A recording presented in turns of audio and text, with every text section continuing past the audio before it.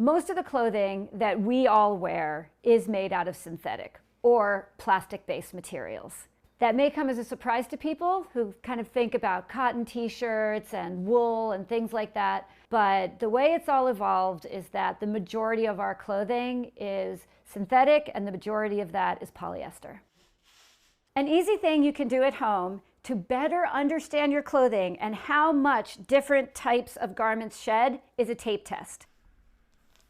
It turns out that clothing can break, and it breaks in a really microscopic way.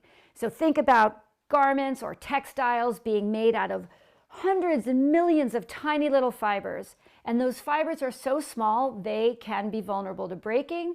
When they break off those tiny little pieces of tiny fibers, that's called microfiber, and when it ends up in our natural environment, that's microfiber pollution. Microfiber pollution can happen when we wear our clothes and these little bits just fly away into the air. It can happen in the wash and it can happen in the dryer. Puffer. This is the fleece jacket. That's a lot of fiber.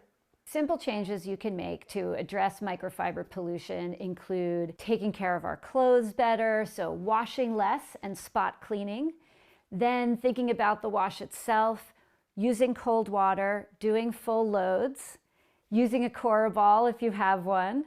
The Cora ball helps prevent shedding in the washing machine in the first place by keeping our clothes apart, and that helps our clothes last longer.